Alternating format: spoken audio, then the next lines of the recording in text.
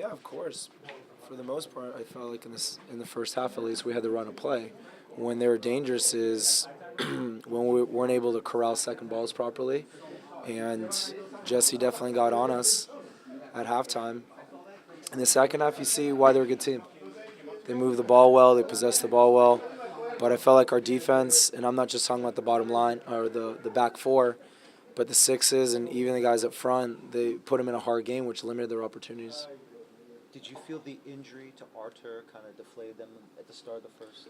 I mean, you never really want to start the game that way, but I don't know him that much as a player. This is the first time I competed against him for 27 seconds, so I hope he's fine. I don't know what his injury is and to what extent the severity is, but nonetheless, I hope he's all right. Crew's been one of the top teams in the league. Obviously, they were tied for most points coming in. Mm-hmm.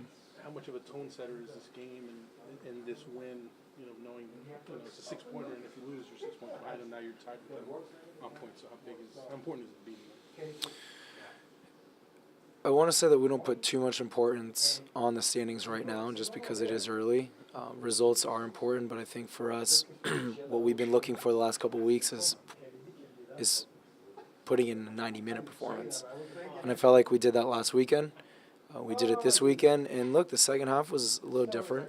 You know, for the most part, I think they had. Did you guys have the numbers on possession in the second half? I mean, I got to think that they had the ball for most of it, but still, you look at the last couple of games, and what we've been able to do is see games out. I mean, even the gamesmanship at the very end, the last 5-6 minutes, that's part of our development that maybe was missing last year. So for us to get the shutout's great. For us to get 3 points is even better. For us to do it against a good team in our conference is probably the best part. Just to tell you, it was 50.2% in the first half for Columbus, and then they went 68.9 in the second half on possession. 68? Mm-hmm. Wow. Good for them. Good for them. But with all that, I felt like we did a great job of limiting their chances. The sixes tracked Higuain well. I mean, Tyler and Felipe made his life very difficult. And we know that this team runs through him. And, of course, they have good players, Ethan Finley, Full, to name a couple on the outside, and then Miram. You know, these guys are great. And then Kamara, he's a dangerous guy. But for the most part, we were able to not only neutralize the attack, but really limit their chances. What changes do you think they made in the second half to put a little pressure on you on your goal? I'm not entirely sure. I think from our perspective at least, we knew that there were going to be opportunities to get the third goal. Their keeper made a couple good saves, but we felt if we could get that third goal, it would absolutely crush them. But if we don't get the third goal, then we know that we're good enough, and if we maintain our tactics, that we should be able to shut them out.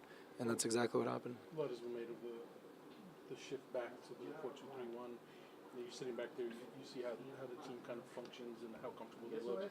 Have you kind of felt that kind of comfort level increase over these games now that you've kind of come back to the formation? Yeah, I think you hit it on the head there. There's a comfort level with it and familiarity.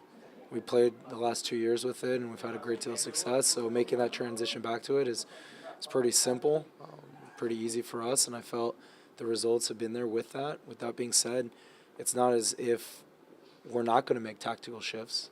You know, against different opponents, we may go back to how we were playing before, but nonetheless, just to show the development that's happened over the last couple of years, the comfort and the familiarity with that formation has suited us well. Not to harp on the penalty situation, but now Daniel's the penalty kick taker for the team, and you needed someone to step up and take it. Doesn't matter who it is, obviously, but how do you think Daniel looked on the penalty spot tonight? And the ball went in the net. That's all that matters to me. I don't care who takes it, as long as we convert our penalties. It's only April, so obviously you don't look at the standings necessarily or put too much weight on the standings, but the East is tougher this year. And how much? I think the East is a tougher conference. Okay, so how much does that kind of weigh into adding importance to these matchups against the top teams, or so teams perceived to be the top team? Does it make it that much more important in these particular matchups? Yeah, anytime you go against a conference opponent, you know that there's going to be a little more on the line when it comes to position in the standings, but then when you go against the top team, there's even more on the line. You want to be able to make a statement, and I felt like tonight was one of those opportunities to make a statement. Did we play our best soccer? No, but we played well enough to, like I said, limit their opportunities and take advantage of opportunities, and I feel like if you can do that more often than not, you're going to win the game.